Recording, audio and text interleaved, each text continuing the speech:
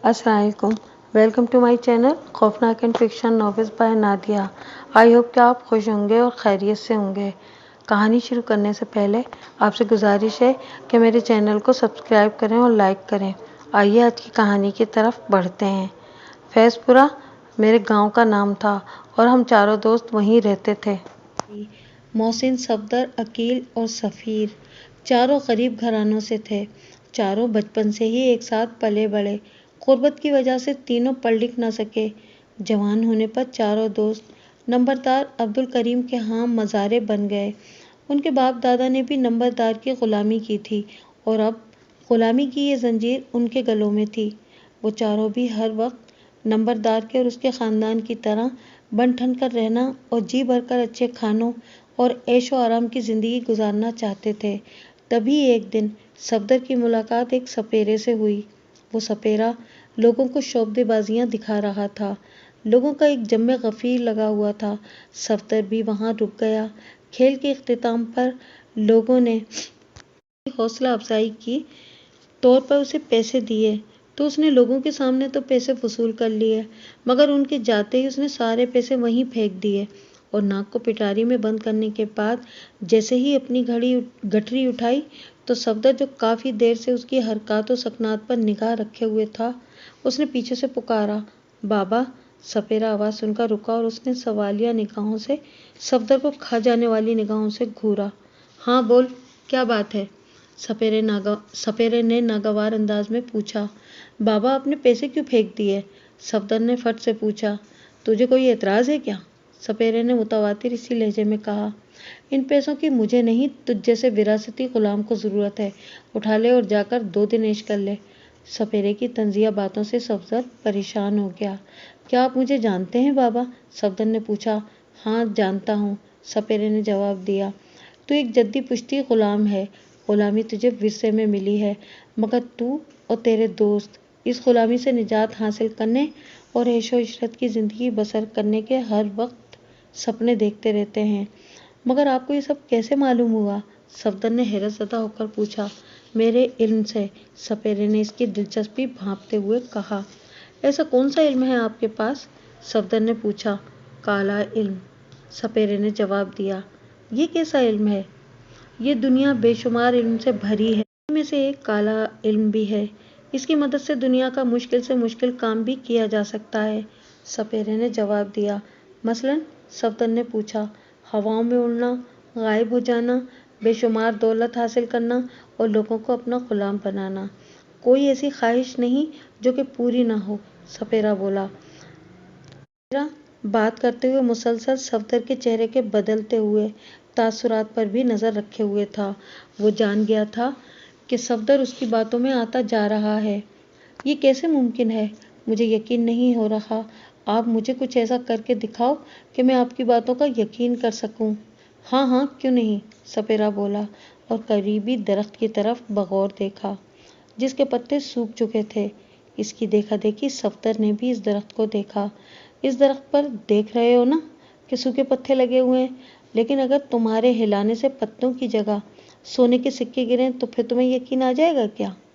हाँ हाँ, ज़रूर आ जाएगा, सफदर ने बेयकीनी के आलम में गोया। सपेरे ने हुक्म दिया, तो फिर इसे ज़ोर ज़ोर से हिलाओ।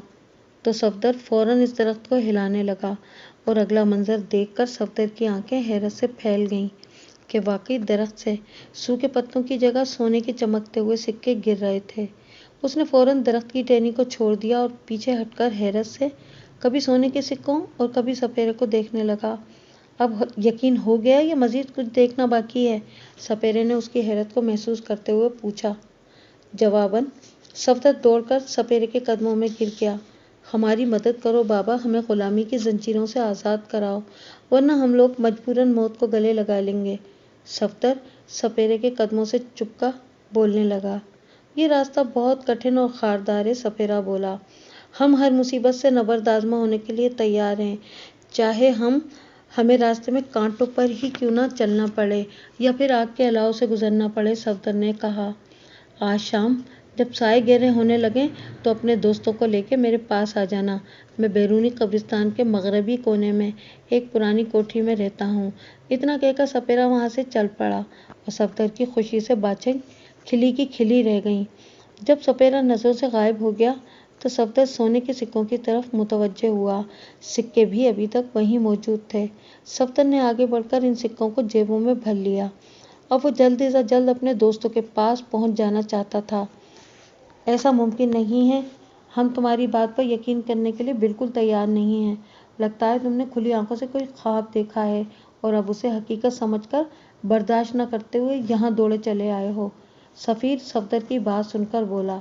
صفدر نے باقی دوستوں کی طرف دیکھا جو سفیر کی بات سن کر اس کا مذاق اڑا رہے تھے۔ صفدر کو بہت غصہ آیا اور اس نے اپنی جیب میں ہاتھ ڈال کر سونے کے سکوں کی مٹھی بھر کر ان کے سامنے زمین پر بچھا دیا کہ گویا ان کی کوئی وقت ہی نہ ہو۔ صفدر کے دوستوں کا حیرت کے مارے منہ کھلا کا کھلا رہ گیا۔ کہیں ڈاکہ تو نہیں ڈالا؟ مروا نہ دینا۔ ارے نہیں یار، صفدر نے تنگ آ کر کہا۔ اگر تمہیں بھی منظور ہے تو آج شام مل کر چلتے ہیں، ورنہ تمہاری مرضی، میں تو لازمی جاؤں گا۔ صفدر کی بات سن کر سب نے اس کے ساتھ جانے کی حامی بھر لی۔ سرے شام ہی وہ تیاریوں میں مصروف ہو گئے۔ دوسری طرف انہیں یہ بھی فکر تھی کہ ان کے گھر والے ان پر شک کریں گے۔ اس سے پہلے ان پر اتنی بے چینی کبھی پیدا نہیں ہوئی تھی۔ شام کے سائے گہرے ہوتے ہی سارے دوست گاؤں کے پرانے چوک میں جمع ہو گئے۔ وہ ہر ممکن احتیاط سے نکلنا چاہتے تھے اور اس کشمکش میں کامیاب بھی ہو گئے تھے۔ سب سے زیادہ فکر انہیں رحمت چاچا کی تھی، مگر وہ اسے بھی جل دے کر گاؤں سے 9-2-11 ہو گئے تھے۔ اب حد نگاہ تک پھیلا قبرستان ان کی نگاہوں کے سامنے تمام تر خوفناکیت اور ہولناکیوں کے ساتھ موجود تھا۔ ان کے دل سینوں میں ایسے دھڑک رہے تھے جیسے ابھی نکل آئیں گے۔ سوچنے کا وقت نہیں ہے، اب آگے بڑھو، صفدر نے آگے بڑھتے ہوئے کہا اور قبرستان کے خستہ حال لوہے کے دروازے کو زور سے اندر کی طرف دھکیلا۔ ہلکی سی چرچراہٹ کی آواز کے ساتھ دروازہ کھلتا چلا گیا۔ انہیں یوں لگا جیسے ایک ساتھ قبرستان کی سینکڑوں روحیں ان کو ہڑپ کرنے کے لیے ان کی طرف بڑھ رہی ہیں۔ قد آور درخت دیو کامد بھوت لگ رہے تھے۔ ایک پرہیبت اور سکوت زدہ ماحول ان کے سامنے تھا۔ یوں لگ رہا تھا کہ جیسے قبرستان کی چار دیواری کے اندر زندگی منجمد ہو کر رہ گئی ہے۔ خوف سب کے دل و دماغ پر اپنا تسلط جما چکا تھا، مگر دولت کی ہوس انہیں واپس پلٹنے نہیں دے رہی تھی۔ مشہور کہاوت ہے کہ لالچ بری بلا ہے اور دنیا کا سب سے بڑا لالچ پیسے کا لالچ ہے، جو کہ انسان کا ایمان تک چھین لیتا ہے اور ایسے مقام پر اسے لا کر کھڑا کر دیتا ہے جہاں سے وہ انسانیت کی حدود چھوڑ کر حیوانیت کا لبادہ اوڑھ لیتا ہے۔ قبرستان میں انہوں نے جیسے ہی قدم رکھا، انہیں یوں لگا جیسے چاروں طرف سے ان کو ان گنت نہ دکھائی دینے والے لوگوں نے گھیر لیا ہو۔ جب خوف اپنی انتہا کو پہنچ گیا تو نہ چاہتے ہوئے بھی سب نے ایک دوسرے کا ہاتھ تھام کر قدم بڑھائے۔ تبھی ان کے پیچھے قبرستان کے دروازے کے دونوں پٹ ایک ساتھ چرچراہٹ اور سماج شکن آواز کے ساتھ بند ہو گئے۔ انہوں نے فوراً سے پیشتر گھوم کر دیکھا تو دونوں دروازے کے پٹ مضبوطی سے بند ہو چکے تھے اور کنڈی بھی خود بخود لگ گئی تھی۔ یہ منظر دیکھ کر ان کے قدموں تلے سے زمین کھسک گئی۔ ان کی حالت کانٹوں تو بدن میں لہو نہیں والی ہو چلی تھی۔ ہمیں فوراً یہاں سے نکلنا چاہیے، سفیر نے مشورہ دیا اور سب دروازے کی طرف بھاگے۔ سب نے ایک ساتھ جا کر دروازے کو پکڑا۔ انہیں یوں لگا جیسے انہوں نے لوہے کے دروازے کو نہیں بلکہ شعلے اگلتی آگ کے انگاروں کو ہاتھ لگا لیا ہو۔ ان کے حلقوں سے کرب و اذیت میں ڈوبی چیخیں نکلیں اور انہوں نے دروازے کو چھوڑ دیا۔ ان کے ہاتھ بری طرح جھلس گئے تھے۔ درد کی شدت کے باعث وہ ہاتھوں کو جھٹک رہے تھے۔ ان کی آنکھوں سے آنسو جاری ہو چکے تھے۔ وہ پانی کی تلاش میں بنا سوچے سمجھے ادھر ادھر بھاگنے لگے۔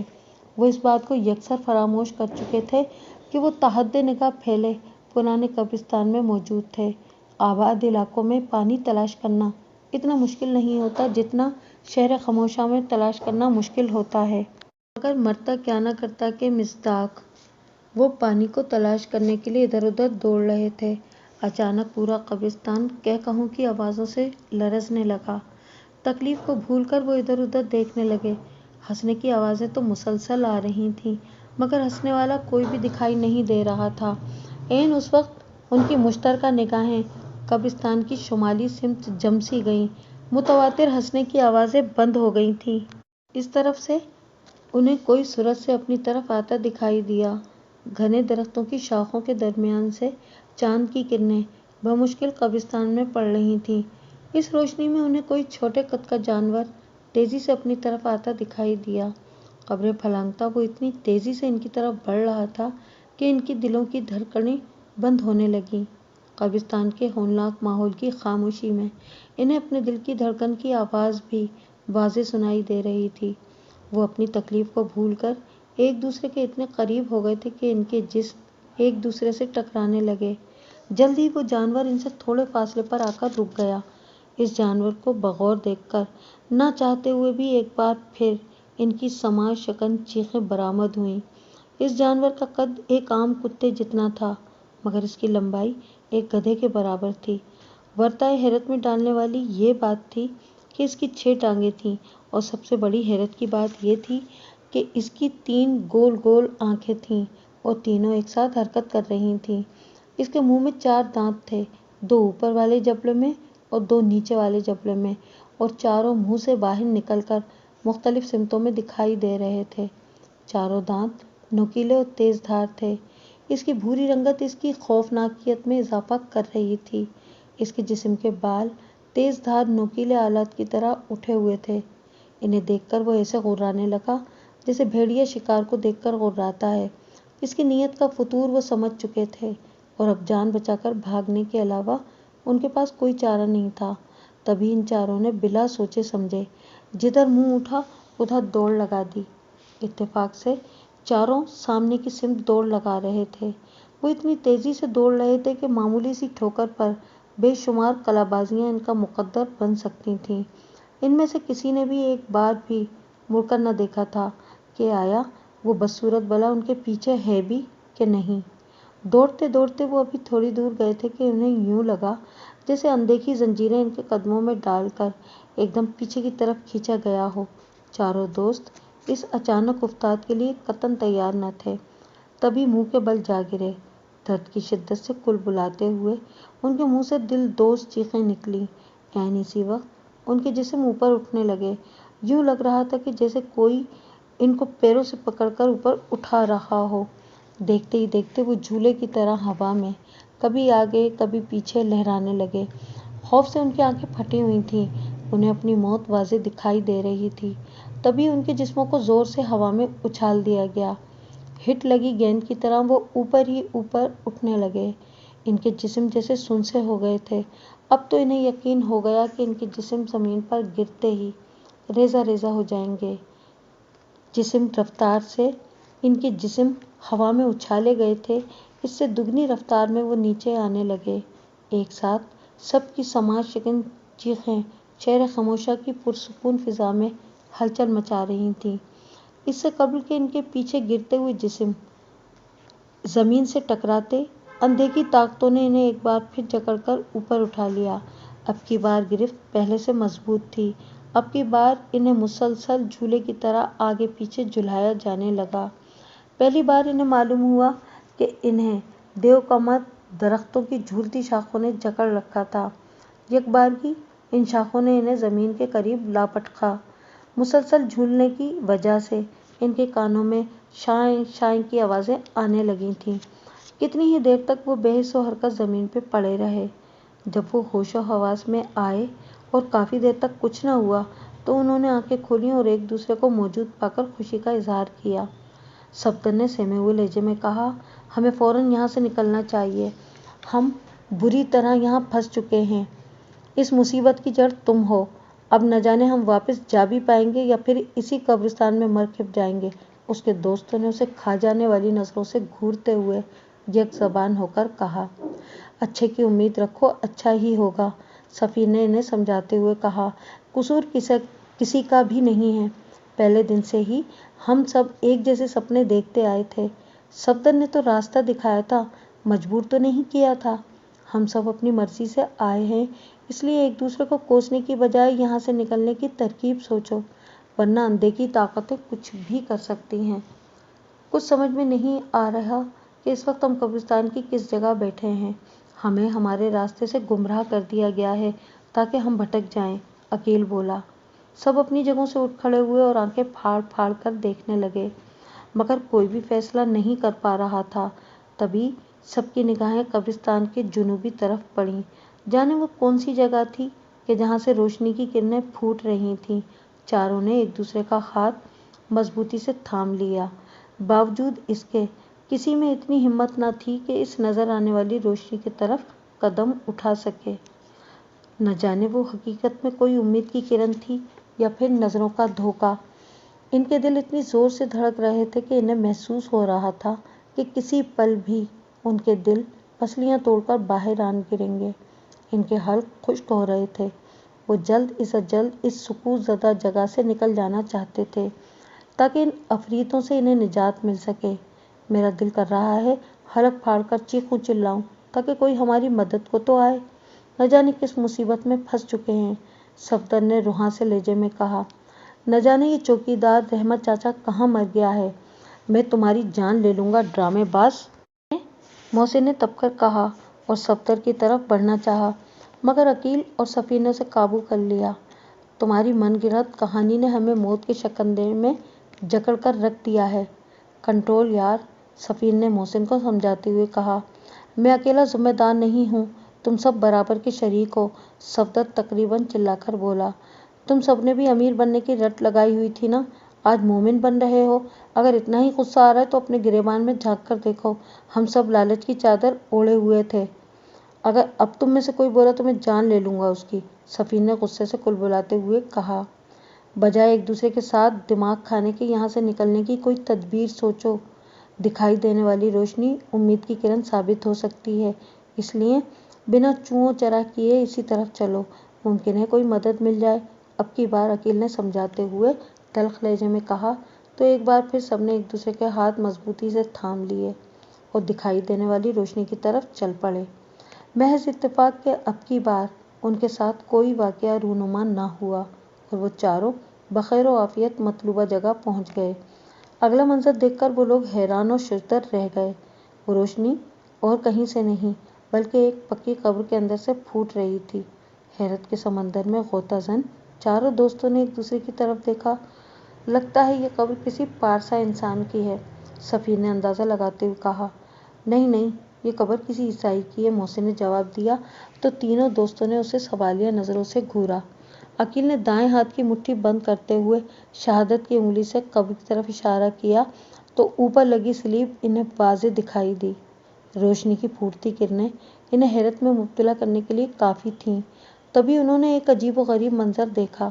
سلیب یکدم گھومنے لگی، یوں لگ رہا تھا جیسے کوئی اپنی تمام تر قوت یکجا کر کے اس سلیب کو گھما رہا تھا۔